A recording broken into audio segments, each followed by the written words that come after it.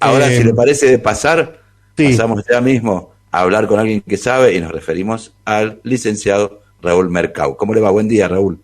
Buen día, Ariel. Buen día, Emilio. ¿Cómo están?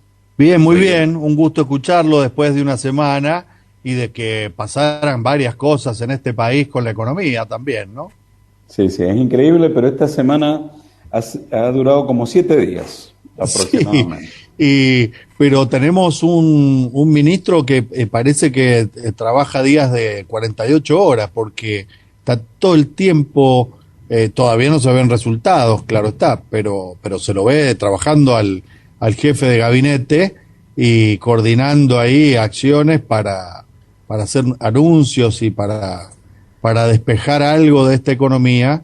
Ahí estaba leyendo que van a salir créditos subsidiados de nuevo del Banco Central para distintos sectores y que la UIA también pide que se defiendan nuestros tratos con el Mercosur y con Brasil porque les está yendo bien, dicen los jefes de la industria, ¿no?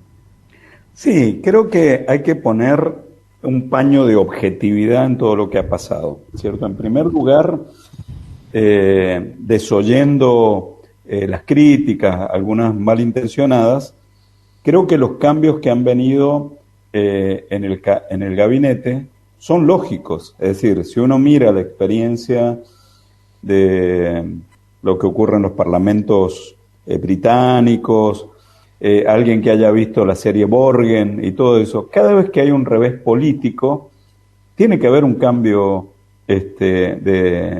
digamos, de gabinete, porque es una respuesta a lo que la gente, a lo que el ciudadano, ¿cierto?, en una democracia representativa, le está marcando al gobierno.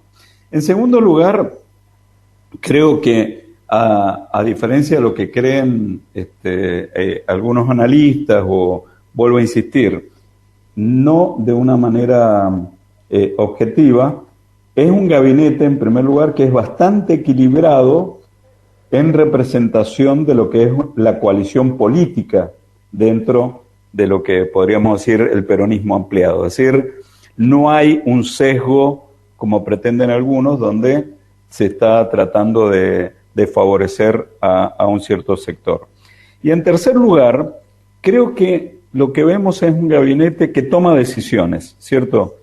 Con ministros que tienen, digamos, experiencia. Pensemos en Julián Domínguez, ¿cierto? Yo que fui ministro de Producción pude tener una relación muy cercana a él y conocerlo en su manera de accionar. Mansur, que lo que decías recién, desde el inicio, desde antes de sentarse, podríamos decir, ya venía corriendo y comenzó a tomar decisiones. Entonces, creo que este aire le está dando un buen aspecto y no debe interpretarse como un oportunismo político ni como tratar de revertir el resultado. Obviamente es un objetivo tratar de revertir el resultado de los pasos en lo que pueda pasar en noviembre. Es lógico que sea así, pero creo que debe interpretarse en una democracia representativa como el deber que tienen los funcionarios públicos, los que están en el poder, de dar una respuesta al mensaje que le da a la gente. Y lo mismo ocurre con las medidas que se están tomando, ¿cierto? Si hay una demanda en particular que tenga que ver con situaciones de pobreza, situaciones de desigualdad, que han sido fruto principalmente de la pandemia, ¿cierto? Y no como quieren atribuir o medir, qué sé yo, el volumen de las LELIC y compararlas con otras situaciones donde no teníamos una pandemia como la que tenemos ahora. Entonces creo que hay que darle un marco de mayor objetividad a todo lo que está pasando. Y creo que en el ojo de la tormenta, ¿cierto?, en el centro de todo esto, está la situación del ministro Guzmán, ¿sí? La situación planteada por la aparente reacción del gobierno, como decíamos recién, con los nuevos programas de gasto, con la excusa de revertir el resultado de las PASO, según la oposición, debe interpretarse entonces bajo tres aspectos, ¿sí? La primera es la situación real de las personas como fruto de la pandemia. Segundo, la necesaria negociación para no quedar en default con el Fondo Monetario, ¿sí? Entonces acá, en estos primeros dos puntos, vemos el verdadero dilema que tiene el gobierno y en particular el ministro Guzmán. Y en tercer lugar, lo que realmente estaba previsto en el presupuesto 2021 y lo que se anticipa para el 2022, que no debería ser una sorpresa. Es decir, no es que ahora de repente estamos aumentando el gasto cuando en realidad era algo que estaba previsto. Veamos un poquito los números y me voy a permitir cierta pluma literaria, ¿cierto? Para que... Si me Eso es permiten, interesante, ¿cierto? porque economía y literatura a veces no van muy de la mano, Raúl, ¿eh? Bueno, por eso soy economista, ¿cierto? Lo van a ver ahora, ¿sí? Entonces, pero, a ver, me acuerdo de, a veces cuando he dado clases sobre economía para la toma de decisiones o para gente que son de otra profesión, la mejor manera de entender la economía es pensando en lo que pasa en nuestra economía familiar. Es decir, si uno gasta más de lo que gana, se tiene que endeudar y obviamente alguien tiene que pagar la deuda en algún momento o nos van a cortar el crédito, etcétera, etcétera. Y si uno se esfuerza, gana más. Es decir, hay muchas cosas de la economía familiar que son un reflejo de la economía en general. Nada más que los economistas siempre lo hacemos más complicado para poder tener trabajo, ¿cierto? Sí. Claro, si no fueran fácil, los especialistas, no harían falta. No nos contratarían. Claro. Entonces voy a usar una parábola y voy a usar la palabra fiesta y espero que no se ofenda a nadie, sobre todo, o renegociación con el banco, otras cosas, como alusión a la discusión que hoy se plantea en los medios, en las mesas de café, en los comités o en las sedes partidarias, ¿cierto? Y veamos un poquito cómo es la historia. Espero que me tengan paciencia y que no sea muy complicada. Bueno, yo le prometo paciencia. Bueno, Emilio, muchas gracias. Bueno, pensemos en una familia que vive en una casa prestada, ¿sí? Y el propietario ya les ha dado esa casa a personas que son de distinta orientación política y social, y la familia enfrenta una disyuntiva que tiene que resolver. Tiene una fiesta de 15 de la hija preferida, ¿cierto? Que es una necesidad real de esa chica. Pensemos en nuestros hijos o en nuestras hijas, si tenemos. Yo tengo 7 hijos, así que tengo una gran variedad y he pasado por esta experiencia varias veces, ¿cierto? Pero no tenemos plata con qué hacer la fiesta, ¿cierto? Entonces, el problema es que el papá ya se comprometió con el dueño, ¿cierto? Para que esté en la mesa principal, y el temor es que si no hace la fiesta, por lo menos algo, el dueño decida sacarlo de la casa. Quizá le corte la luz en noviembre, ¿cierto? Pero dentro de 2 años puede cumplir con la amenaza y la familia puede quedar fuera del techo sin una protección. La mamá, que es la más sensata, generalmente la mamá es la que maneja la economía y todo eso, en mi casa pasa eso, dice, mirá que si hacemos la fiesta, no vamos a poder pagar la refinanciación de la tarjeta de crédito, ya tuvimos que pagar una cuota hace poquito, y el banco quiere que acordemos porque para poder pagar el resto. Y el banco tiene buena voluntad, pero obviamente quiere estar seguro de que va a cobrar. Por eso, como ocurre tantas veces, la mamá deberá ver cómo se hace la fiesta y el dueño no los eche a la calle, y además se arreglan las cuentas para poder cumplir con lo comprometido al banco. No quiere mostrar miseria en la fiesta, pero tendrá que ser seguramente más frugal de lo que los invitados podrían esperar, pero tiene que hacerla, especialmente tiene que impactar al dueño de casa, y bueno, esa es la disyuntiva que hoy está viviendo. Veamos estos números, ¿cierto? Ahora pasemos los números duros, ¿cierto? Y vamos a ver un poquito todo esto que se ha hablado de las respuestas del ministro, si está ajustando la economía o no. Sí. Para entender la situación fiscal y ver si realmente el ministro se ha extralimitado en lo que llaman el ajuste fiscal, podemos ver que en los primeros 8 meses del año el déficit fiscal primario cayó al 1% del PIB. En tanto que el déficit financiero, que incluye... Pero, ¿por qué no, Raúl, discúlpeme, ¿por qué no nos traduce qué quiere decir cayó el porcentaje? Y porque el año pasado tuvimos por encima del 5,6% o del 4% del PIB, justamente obra de toda la demanda que hubo por COVID. Es decir, el gasto COVID fue un gasto muy demandante el año pasado y obviamente el déficit fiscal fue muy alto. No como el de Estados Unidos, que fue del 12%, es decir, cuando nos queremos comparar, siempre nos queremos comparar con los mejores, pero en este caso pensemos que la Argentina tuvo que enfrentar, como enfrentó el mundo, gastos por COVID que fueron elevados. Durante los primeros 8 meses el gobierno hizo un gran esfuerzo, ¿cierto?, para poder mantener el déficit fiscal en niveles bastante bajos, porque además había que pagar intereses que lo duplicaban. 1%, decíamos, en los primeros 8 meses, 2% del PIB, como para no hablar de millones y todas estas cosas que a veces son difíciles de entender. Ahora, la pauta fiscal del déficit fiscal de lo que se había establecido en el presupuesto era de 4,5 del PIB. Si nosotros miramos estos números, podría ser verdad entonces que el ministro ha hecho un ajuste ortodoxo en la economía en los primeros meses y podría ser responsable entonces de los malos resultados electorales si esto ha provocado un sufrimiento exagerado o demasiado duro frente a la población. Puede ser, es un escenario. Ahora, frente a este juicio, hay que señalar que el ministro, antes de cualquier carta o de cualquier resultado de las pasos, tuvo que recalcular, formular el presupuesto del 2022 y además decir cómo venía el 2021 y estableció que el déficit iba a ser del 4, no del 1.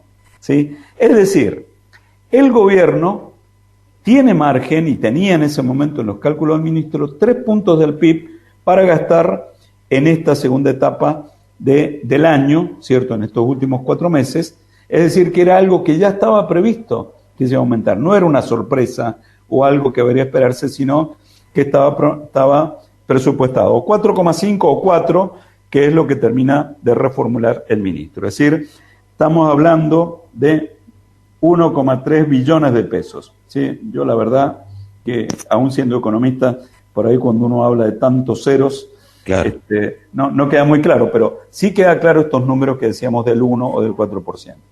Ahora, el Ministerio de Economía, además, por otro lado, ha ido avanzando en tratativas con el Fondo Monetario para refinanciar los 45.000 millones de dólares que no fueron ocasionados por ellos, como dijo el ministro Guzmán en declaraciones recientes, sino que nos encontramos todos los argentinos con una situación heredada, podríamos decir, de las administraciones anteriores. Ahora, para alcanzar un acuerdo hay que tener este equilibrio, es decir, mostrar cierta voluntad para poner las puertas en órdenes y además responder a la demanda de la sociedad. Por ello, como la mamá de la historia, el ministro tiene que hacer el equilibrio entre dos puntas, que piden dos comportamientos distintos. Por un lado, las necesidades de los afectados por la pandemia, y por ello contribuir probablemente a un mejor resultado de las elecciones generales en noviembre, y por otro lado, las exigencias del Fondo Monetario que surgirán de la letra chica del Acuerdo de Facilidades Extendidas, que tenemos que pensar, más allá de la ideología, que si no acordamos con el fondo, vamos a entrar en default y ya hemos vivido una situación de economía en default. Es decir, ese es el gran dilema que hoy no solamente tiene el ministro Guzmán, sino que lo tenemos todos. ¿Cuáles son las medidas, estos 3 puntos que todavía puede gastar el ministro de aquí a fin de año? Bueno, son las medidas de corto plazo para incentivar el consumo, dice la oposición, o podríamos decir claramente para luchar contra la pobreza y contra la situación real que ha sido provocada principalmente por la pandemia. Entonces, subsanada podríamos decir la crisis interna o la discusión o el debate del Frente de Todos, y después de asumir estos nuevos ministros que tienen un perfil, digamos, de gran eficacia en la toma de decisiones, la gran experiencia, es decir, lo que podríamos decir la renovación del Gabinete Nacional, se han hecho algunos anuncios, ¿cierto?, con nuevas medidas económicas para mejorar el bolsillo de los trabajadores, de los jubilados, ¿cierto? Y para dar impulso a la actividad económica. ¿Cuáles son esas medidas? No voy a entrar en detalle, pero podríamos mencionar el aumento del salario mínimo vital y móvil por encima de la inflación, la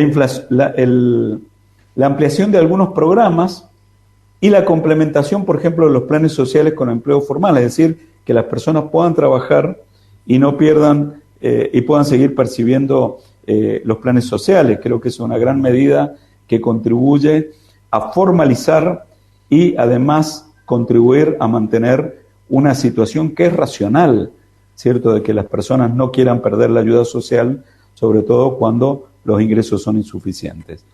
Aumento y bono para los jubilados, creo que es una medida importante que va a terminar siendo un incremento importante, digamos, de cerca del 33%, pero además bonos que van a permitir recomponer el bono de los jubilados, el aumento de la asignación universal por hijo, el aumento del mínimo no imponible en ganancias, que es importantísimo, que eso afecta, por ejemplo, a los sueldos, a los asalariados que se les descuenta el impuesto a las ganancias, algo que había sido prometido por la gestión anterior, ¿cierto? Y no se cumplió. La implementación de un nuevo IFE, ¿cierto? Que recordemos que el IFE es el ingreso familiar de emergencia, ¿cierto? Que se paga por única vez y es similar a lo que se cobró en el 2020, con un monto más grande, y que va a trabajadores de la economía informal, a monotributistas sociales, a los monotributistas de las categorías más bajas, ¿cierto? A los trabajadores de casas particulares y a personas que se encuentran desempleadas o los titulares de la asignación universal por hijo y la universal por embarazo. Créditos no bancarios para organizaciones sociales, ¿cierto? Como fundaciones, mutuales, cooperativas, ¿cierto? Que pueden realizar un fondeo importante para poder llevar adelante sus actividades. Y otros programas especiales, como Fomento para la Exportación, Líneas de Transformación Productiva PYME, el Programa Nacional de Desarrollo de Proveedores y la moratoria de deudas impositivas, también que es un tema en discusión, ¿cierto? Que está generando un gran debate, pero que sin duda las empresas, sobre todo las pequeñas empresas o las MIPYMES, ¿cierto? Que sufrieron las consecuencias del COVID o de la pandemia, necesitan una consideración especial frente a sus deudas impositivas. En síntesis, entonces, según algunos analistas, estos malos resultados o los resultados de las PASOs o los malos resultados del oficialismo se relacionan con lo que podríamos decir las consecuencias de una economía que estuvo sujeta a un shock de oferta y sanitario como ha sido el COVID, lo cual ha elevado los índices de pobreza, sobre todo en los principales distritos provinciales. Hay algún estudio ahí que correlaciona los resultados de las elecciones con los índices de pobreza.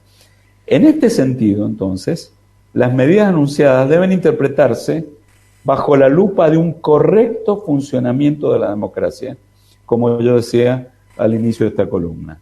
Si las urnas dan una señal, es obligación de los que gobiernan, por un poder delegado por la ciudadanía, a corregir el rumbo de lo que los afecta y no atribuirlo a un oportunismo político. Es decir, es incorrecto decir que se trata de medidas electoralistas. Pero, perdón, pero así fuese por una decisión electoralista, lo importante es que ocurra, porque si no también es pensar que la sociedad es imbécil y actúa a reacción sin tener algún tipo de argumentación, cosa que no es así. Totalmente, totalmente. Es decir, obviamente hay algún sector de la sociedad que pretende que el gobierno sea estúpido, ¿cierto? No tiene por qué serlo y no lo va a hacer. Lo mismo lo que ha ocurrido con los cambios de gabinete, ¿cierto? Aun cuando pueda venir de un reclamo interno de la coalición del gobierno, es lógico que esto ocurra, porque es la coalición la que gobierna, ¿cierto? Y hay que respetar las normas internas de una coalición que se ha comprometido a gobernar. Por lo tanto, los debates deben darse y las respuestas deben estar presentes, como creo que ha ocurrido.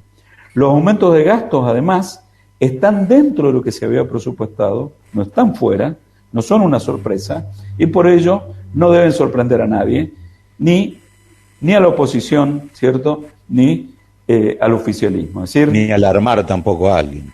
Claro. Ahora, por supuesto, cuando gastamos más de lo que nos ingresan, vamos a generar deudas. Sí. Y eso es una realidad. Y en este caso habrá una deuda futura que deberá pagarse, ¿cierto?, frente al pago de una deuda social actual, que es la situación. Y a propósito de lo que dice usted, y digo, quiero hacer pie en esto de la comparación que hace usted de la economía familiar y de la economía nacional, que no es igual por muchísimos factores, sobre todo porque las familias no pueden fabricar dinero como pueden fabricar dinero los estados, por ejemplo, ¿no? Además porque tiene muchísimas más variables el estado que una familia, por un lado. Y digo esto porque recuerdo claramente cuando el presidente del Banco Nación de la gestión de Macri dijo que si los argentinos habían salido de vacaciones, se habían comprado aires acondicionados o acondicionadores de aire, o sea, era una fantasía, que eso no pudo haber sido, y lo fue. Y esto es la diferencia entre alguien que cree que las personas son una abstracción o un holograma o una cosa, y quienes interpretan que las personas somos seres. Exactamente. Además, Ariel, a ver, para ponerlo en contexto, y creo que el ejemplo sirve, aún la emisión monetaria es una emisión de deuda, que después hay que pagarla con algún impuesto, ¿cierto? Sí. Con un impuesto inflacionario puede ser, ¿cierto? Sí. O puede ser con impuestos reales. Es decir, hay que ser claros en esto, que hay una necesidad hoy de gastar más de lo que se ingresa, porque hay una situación social particular.